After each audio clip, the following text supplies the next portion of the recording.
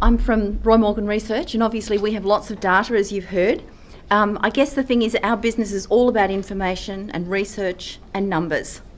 But we also get a really interesting perspective of people, you know, what they think, what they want, what they do. And as part of that, we get to really understand how businesses work.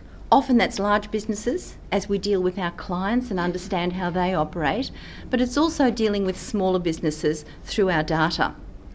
I just wanted to share with you, probably 7 or 8 years ago when Roy Morgan was first thinking of going international, I made a trip over to Los Angeles and met with the Disney folk, Disney Investments. And I was introduced, sort of went over all by myself, went over and I was introduced to a chap called Sam Gold, a really old, trusted advisor to the Disney family. And he barked out at me, "Well, what are you selling?" And I went, not really selling anything. "Well, what are you buying?" I thought, God, I'm not buying anything from Disney. I said, "I'm not really buying anything." And he said, "Well, why are you here?" And all of a sudden I realised that, you know, we had a very different perspective. I was there exploring the US, meeting these people, just sort of seeing what it was all about. He was there to do business. You know, he operated, he was in business. Are you either buying or selling, or what on earth are you here for? So my mindset had to very quickly change because his wasn't going to. So that was one lesson. Coming back from that, I had a meeting with John Elliott. And I was actually trying to convince John that he should, this is when John was running Elders, that he should engage in customer satisfaction research. And I was all really excited. I was a researcher. I knew all about the drivers of satisfaction and how it would all work. And he's saying, what are you talking about? You know, why would you do that? And I immediately realised it had to be really practical. So I said, John, why don't we do a quick pilot and see if I can pick out the salespeople that aren't doing a good job? He said, "Yeah, bloody oath, let's have one of them, Michelle." I thought, right. So, you know, I'm not here to say that people who are self-employed are like Sam Gold or John Elliott. It's a little bit of it. They're there for a purpose and they're actually there doing business. But I'm here really to say that whenever you're trying to engage with people in business or people in the world, you really quickly have to understand where they're coming from, why they're there, how you can talk to them and be able to really understand it. And I think one of the important things is none of us have really come to terms with self-employed, independent contractors, very small businesses. We really haven't got our heads around what kind of people they are, what they're all about, and how we can engage with them, how we can make policy about them, all of those things. So what I wanted to do is to, you know, look at some Roy Morgan data on these self-employed people and see if that shed any light for you. Now, this report, this fabulous looking report, is actually in your show bag on a USB stick. So you can put it into the computer and you'll actually get, you know, all of the key data that we've drawn out. So I want to just highlight a few of those things, but I also want to put it a little bit into perspective, because the reality is that nobody, not even independent contractors or self-employed people, operate in a vacuum. We are actually in a changing world. So very quickly to take you through sort of things that are going on in Australia that we're all operating in, as are this group of people. Firstly, if we look at what's the most important problem facing the world, when we asked people that in 2005, the whole issue was all about terrorism. Our whole mind focus was on terrorism and border security and those issues. By about 2008, it was all about the environment. The most important issue facing the world, and as you'll see for Australia, was the environment, climate change and all of those things surrounding that. Today, with the global financial crisis, we see the big issue is economic issues. So the whole of Australia and the rest of the world's focus is on these issues. Same picture for Australia. But that's just today. One of the other important things we need to look at, just before I go on, consumer confidence, high, 128 in Australia, really good. 12 months ago it was much lower than that, 100's the average, so we're all feeling particularly confident. Unemployment, according to Roy Morgan, 7.2%, or about 800,000 people unemployed.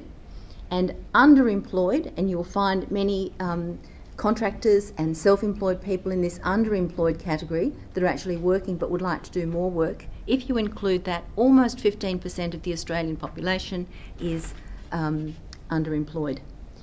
And we have a voting intention, or we have a support for the party in power running very high, 61 for the ALP versus 39 for the LNP. Snapshot of where Australia is today.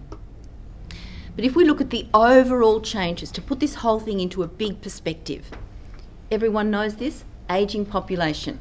The baby boomers, moving through the system, so we have an ageing population. This is really important, a rising education level. So 10 or so years ago, 15% of Australians had some kind of tertiary education, a degree, whatever, now runs at almost 23%. So as a nation, we are much more educated than ever before. Along with that comes a real growth in progressive attitudes. We're becoming more socially progressive, open to new ideas and attracted to new things. We're also more open-minded in terms of things like homosexuality. All of these new ideas are not just about economic issues, it's about an open-mindedness. And also important for anyone wanting to do business today is the whole importance of computers. Computers and technology giving me more control over my life on the increase. There is no question Australia's moving in that direction for technology. Conservative attitudes falling away. Not surprising if the other attitudes are going up, but the one that I'll just draw your attention to is the one down the bottom. Women should take care of running their homes and leave running the country to men. Running about 7.5%. We're starting to know who agrees with that. We can find them and deal with them. But what's interesting, we're actually not allowed to do that in market research, it's all confidential. When I first began in this company in 1983, that question was running about 20%. So about 20% of people said women should, leave running the country to men. So these are some serious changes going on in society. And in terms of technology, just briefly, major changes.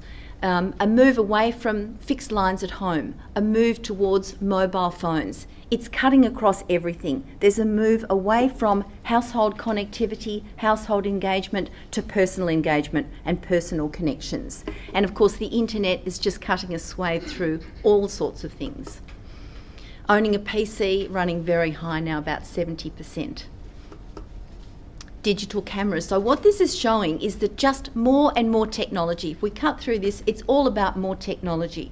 If we cut through where did all the spending occur, it was on technology of all different kinds. We're all into it. And what's technology doing in the media sphere?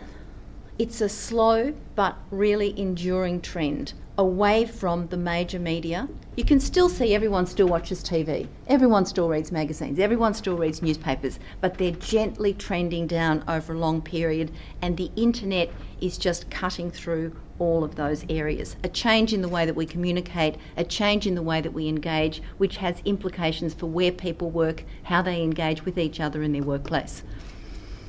And with the web, we're seeing website visitation take off in all sorts of different areas. So search, portals, email, directories. Search is probably the most important. It has dramatic implications for the roles of organisations. When somebody sitting at home or on a plane or anywhere else can find out the information they need, they don't have to have experts. You can actually Google it. Online communities and messaging deals with a lot of the issues that were being raised by our previous speaker in terms of having a party all by himself and ruminating on Friday. He can join an online community. You're all there. And banking or any kind of service provision, there's a move towards doing that online. There was a lot of hold-up in terms of people doing it. There was a move, first of all, to telephone banking or telephone engagement, but now a lot more of it is actually happening online.